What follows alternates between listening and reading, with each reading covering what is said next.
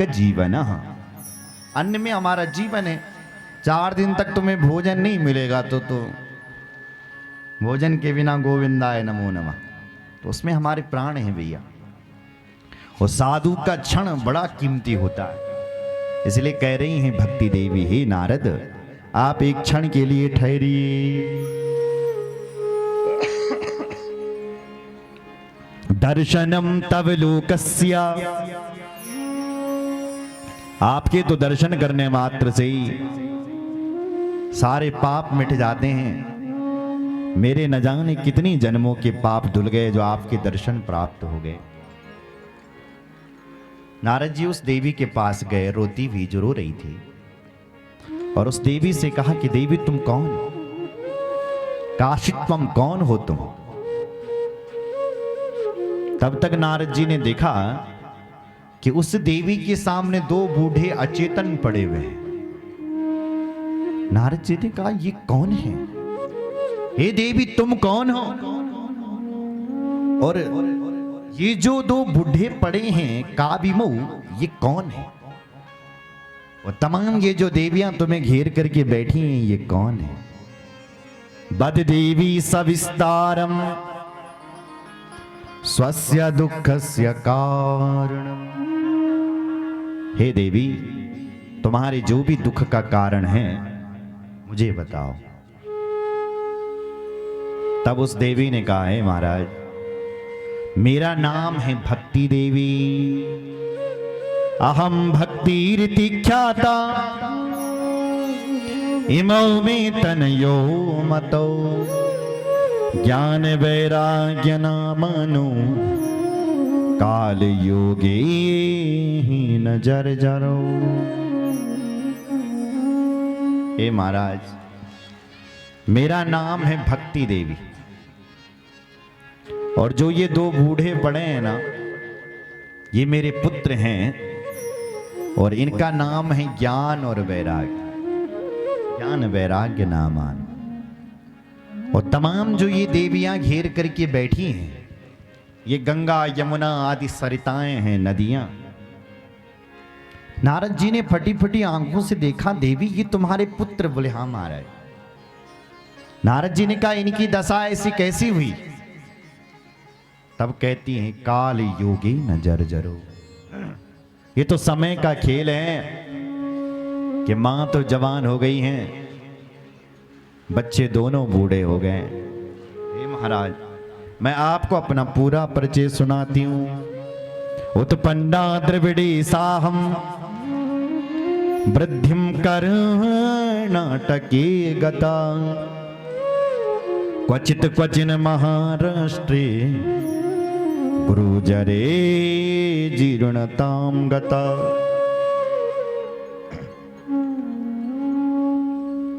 मैं महाराज उत्पन्ना द्रविड़ीशा, मैं द्रविड़ देश में उत्पन्न हुई। द्रविड़ देश कहते हैं दक्षिण भारत को, और भक्ति वहीं से पुष्ट हुई है साहब, वहीं से भक्ति आई है। जितने भी हमारे शंकराचार्य हैं सब दक्षिण भारत के, भक्ति वहीं से आई है। वृद्धिम कर्णाटके गता, कर्नाटक में मैं वृद्ध हुई। क्वचित क्वचिन महाराष्ट्र, कई जगह ऐसा था जहां मेरा पालन हुआ, पर कई जगह मुझे पाखंडी मिले जिनसे मैं खंडित होकर के मुझे भागना पड़ा। पर नारद जी जैसी मैं वृंदावन धाम में पहुंची, इस वृंदावन धाम में मैं आकर के जवान हो गई और मेरे बच्चे यहां आकर के बूढ़े हो गए। और अगर मेरे बच्चों की यही हालत रही तो मुझे लगता है यह स्थान छोड़ करके भी कहीं और जाना पड़ेगा। नारद जी ने माता जी को प्रणाम किया, हे भक्ति मैया आप वृंदावन छोड़ करके मत जाइए, क्योंकि मैं तो कहता हूं कि ये वृंदावन धन्य है। वृंदावन से संयोगा पुनस्त्वं तरुणी नवः, धन्यं वृंदावनं ते भक्तिर्निर्त्यति यत्र च। नारद जी कहते हैं हम धन्यवाद देते हैं इस वृंदावन धाम को। धन्य है ये वृंदावन धाम, जिस वृंदावन धाम में हे भक्ति माता आप नृत्य कर रही हैं। धन्य है, धन्य धन्य। पर आपके बच्चे यहां आकर के बूढ़े हो गए। मैं नारद शपथ लेता हूं कि मैं तुम्हारे बच्चों को स्वस्थ करूंगा। तुम चिंता मत करो, तुम यहां से कहीं मत जाओ, मैं तुम्हारे बच्चों को स्वस्थ करूं। और यहां पर भक्ति माता ने देवऋषि नारद जी की स्तुति गाई है महाराज।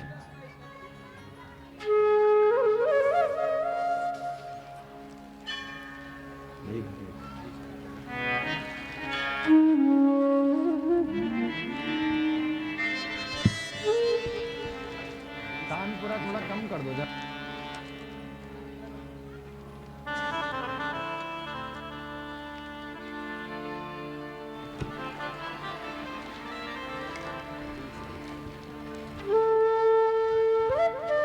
बोलो भक्तवत्सल भगवान। भक्ति माता कहती हैं नारद जी आप धन्य हैं। सुरर्षे त्वं हि धन्योऽसि मद्भाग्येन समागता साधूनां दर्शनं लोके सर्वसिद्धिकरं परम। हे नारद जी, सुरर्षि त्वं हि धन्योषि। हे देवऋषि नारद आप धन्य हैं, धन्य हैं।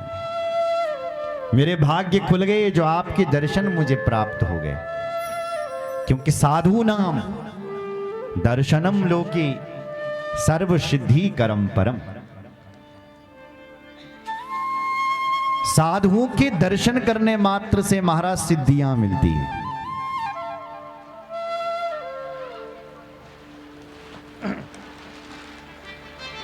सुन रहे हो? सर्व सिद्धि करम परम। बोलो जय श्री राम। क्या कह रहे हैं भक्ति देवी कि नारद जी आप धन्य हैं बल जो मैंने तुम्हारो दर्शन हुई। क्योंकि नारद साधु है और साधु के दर्शन करने से क्या मिलती है? बोलो सिद्धि, सिद्धि मिलती है। आपके दर्शन करके मुझे सिद्धि मिल गई है। अब मेरे बच्चे मुझे लगता है तुरंत स्वस्थ होने वाले, ऐसा मुझे अंदर से लग रहा है। इसलिए हे नारद जी तुम्हारी बल जय हो, जय हो। वो बोलना कैसी जय जयकार कर रही है। जयति जगति माया यस्य काया धवस्ते वचन रचन मेकम केवलम चाह कलैया ध्रुव पदमपि यातो यत्कृपातो ध्रुवोऽयं सकल कुशल पात्रम ब्रह्मपुत्रम नतास्मि। हे ब्रह्मा जी के पुत्र देवऋषि नारद जी आपकी जय हो, जय हो, जय हो। आपकी देखो ना, एक वचन निष्ठा पर ध्रुव जी ने 5 वर्ष के अवस्था मावल श्री हरि नारायण को प्रकट करके दिखाया था। 5 साल का बच्चा कितना अबोध रहता है, जिसको ये नहीं पता चलना कैसा है, खाना कैसा है, वो भगवान को प्रकट करके दिखा रहा है। अपनी कुछ प्रबल इच्छा तुम्हारा आशीर्वाद था नारद जी, इसलिए 4 वर्ष की अवस्था में प्रहलाद जी ने भगवान नरसिंह को खंबे से प्रकट करके दिखाया था। अब 4 साल का बालक का फिर भी वो भगवान को खंबे से प्रकट कर रहा है। तो जैसे आपने ध्रुव और प्रहलाद को परम भक्त बनाया नारद जी, ऐसे मेरे इन ज्ञान वैराग्य को भी स्वस्थ करो, इनकी पीड़ा को आप दूर करो। नारद जी कहते हैं, हे भक्ति देवी, चिंता मत कर, तू भगवान का चिंतन कर। व्यर्था खेद यसे बाल, अहो चिंता तुरा कथम। हे देवी, तू चिंता क्यों कर रही? चिंता मत कर। तो क्या करूं मैं? बोले चिंतन करो। किसका चिंतन करूं? बोले श्री कृष्ण चरणाम भोजम स्मर। भगवान श्री कृष्ण के चरणों का स्मरण करो, भगवान तुम्हारी समस्त चिंताओं को दूर कर देंगे। संकट में भगवान सब किसी की रक्षा करते हैं साहब, तुम उनको अपना रक्षक मानो तो सही। द्रौपदी को देखो ना, द्रौपदी चा परित्राता ये न कौरव कसमला। जब दुशासन भारी सभा में द्रौपदी की साड़ी खींच रहा था, तब भी तो तुमने उस द्रौपदी की रक्षा की। वो द्रौपदी कभी अपने पतियों को देखती है, मेरे एक नहीं 5 पति हैं, वो जो साक्षात भगवान के अवतार हैं महाराज। युधिष्ठिर जी महाराज धर्मराज के अवतारी हैं, वायुदेव के अवतारी भीमसेन है, देवराज इंद्र ही साक्षात अर्जुन बने हैं। देवताओं में 2 डॉक्टर हैं, सुनो जरा, नकुल और सहदेव। ये नकुल और सहदेव ही देवताओं के डॉक्टर अश्विनी कुमार हैं। तो साक्षात देवता धरती पर अवतरित हुए, उन्हें देखती हैं द्रौपदी कि ये मेरी रक्षा करेंगे, लेकिन पतियों ने सिर हिला दिए, नहीं करी ये रक्षा। फिर वो द्रौपदी भगवान कृष्ण को पुकारती है, हे कृष्ण, लगता है तुम्हारे अतिरिक्त अब मेरी कोई रक्षा करने वाला नहीं है, आप मेरी रक्षा करो। तो भगवान साड़ी बनकर के आ गए, वो साड़ी बनकर के रक्षा कर दी महाराज। तुम पुकारो तो सही, वो तुम्हारी रक्षा करने के लिए आएंगे। भगवान कहते तुम एक पग मेरी ओर बढ़ाएंगे, मैं 60 पग बढ़ाऊंगा। हमारे पुराणों में कहा गया है, द्रौपदी है ना, जो द्रौपदी, सुन लो जरा, ये द्रौपदी सीता जी है। कौन है? सीता, सीता माता। कौन सी सीता? छाया सीता। आपने देवी भागवत सुना होगा, सुनना आप कभी। देवी भागवत के 9वें स्कंद में देवी का प्राण कहा गया है, 9वें स्कंद भागवत में देवी पुराण, वहां कहा गया है कि जो छाया सीता थी, सीता 2 थी। एक हसली सीता जो राम जी के साथ वनवास के लिए गई थी, वो हसली सीता भगवान ने अग्नि देवता के पास रखी थी। हे देवी, तुम अग्नि के यहाँ निवास करो और यहाँ अपना प्रतिबिंब छोड़ो। गोस्वामी जी ने भी लिखा है। तो सीता जी अपना प्रतिबिंब, मतलब छाया सीता, छाया यानी माया, माया सीता अपनी छाया छोड़ करके गई थी, और रावण जिस सीता को चुरा करके ले गया वो एक प्रतिबिंब था, छाया सीता। रावण की यहाँ चली गई मां, लेकिन भगवान राम ने जब रावण को मारा और वहां से जब सीता को वापस लाया ना, तो भगवान बोलना क्या बोले, देवी तुम इतने दिन रावण के यहाँ रहे हो, सबसे पहले अपनी पवित्रता दीजिए। तब कहती हैं सीता मैया, लखन भैया अग्नि जलाओ जरा। तब लखनलाल जी अग्नि जलाते हैं और अग्नि से दूसरी सीता निकलती है। दूसरी, ये कथा गोस्वामी जी ने नहीं लिखी है राम कथा में, ये देवी पुराण में ऐसी कथा लिखी है कि 2 सीता प्रकट हुई। जो हसली वाली सीता थी वो तो राम जी के पास आ गई। अब जो नकली सीता थी, मेरी ओर देखो, जो छाया सीता थी, उसने राम जी से कहा कि मेरा पति कौन है। अग्नि देवता से कह रही है मेरा पति कौन है। इस असली सीता का पति तो राम आप हैं, लेकिन मुझे कौन स्वीकार करेगा, मेरा पति कौन है। तब भगवान राम कहते हैं, देवी तुम यहां से पुष्कर जाओ और पुष्कर में जाकर के शिव जी की तपस्या करो, फिर भगवान शिव जी कहेंगे कि तुम्हारे पति कौन। तब वो छाया सीता, माया सीता पुष्कर में जाती हैं महाराज, भगवान शिव जी का कठोर तपस्या कर। भगवान शिव कहते हैं देवी वरदान मांगो, क्या चाहिए तुम्हें? तब को उसने कहा हे महादेव यदि तुम प्रसन्न है ना तो पतिम देहि त्रिलोचना। हे महादेव यदि आप मुझसे प्रसन्न हैं तो 5 बार बोला कि मुझे पति दीजिए, पति दीजिए, पति दीजिए, पति दीजिए, पति। 5 बार बोला कि मुझे पति दीजिए, पति दीजिए, पति दीजिए। शिव जी भगवान बोले हे देवी तुमने अपने मुखारबिंद से 5 बार बोला है कि मुझे पति दो, पति दो, पति दो, पति दो, इसलिए तुम्हारे 5 पति होंगे। इस समय जाओ, भगवान शिव कह रहे हैं, और तुम स्वर्ग लक्ष्मी बन जाओगे स्वर्ग में जाकर के, और फिर तुम्हारा दूसरा जन्म द्रौपद राजा के यहाँ द्रौपदी बन करके होगा, और फिर तुम्हारे 5 पति होंगे। बोलो जय श्री राम। वही माया सीता स्वर्ग लक्ष्मी बनी, और जब दूसरा जन्म हुआ उस माया सीता का तो द्रौपद राजा के यहाँ द्रौपदी बन करके आई, और फिर 5 पांडवों से उसका ब्याह हुआ। सुन रहे हो? इसलिए द्रौपदी कोई साधारण नहीं, ये माया की कथा है।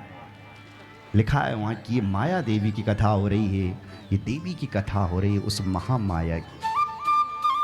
सुन रहे हैं? जिन भगवान ने उस द्रौपदी के दुखों को हरा तो वो भगवान तुम्हारे भी दुखों को हरेंगे। हे देवी तुम तो उन भगवान की प्राण प्रिया, त्वं तो भक्ति प्रिया तस्य सततम प्राण तोधिका। तुम तो उनकी प्राण प्रिया।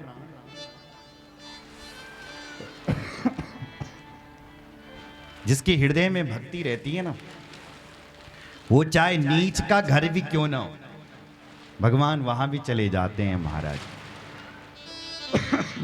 त्वया हुतस्तु भगवान याति नीच गृहेष्वपि।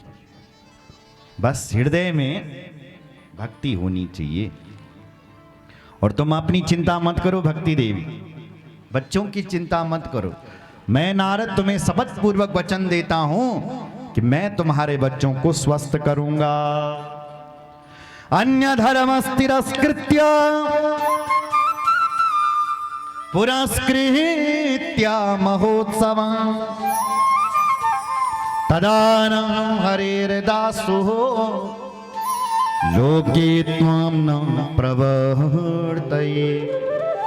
हे देवी मैं तुम्हें वचन देता हूं कि मैंने अन्य धर्म शास्त्रों को पीछे रख करके गेहि जने जने, घर घर में जन जन में यदि हे भक्ति तुम्हारी स्थापना ना कराई तो मैं हरि का दास न कहलाऊं। तदा ना हम हरेर दासो लोके त्वां न प्रवर्तये। हरि का दास न कहलाऊं। ये वचन नारद जी ने दिया और भक्ति के पुत्र ज्ञान वैराग्य को स्वस्थ करने के लिए उपचार करना शुरू कर दिया महाराज। नारद जी ने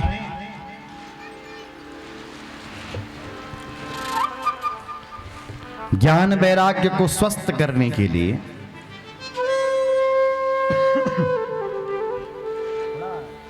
म्यूजिक थोड़ा कम रखो जाएगा।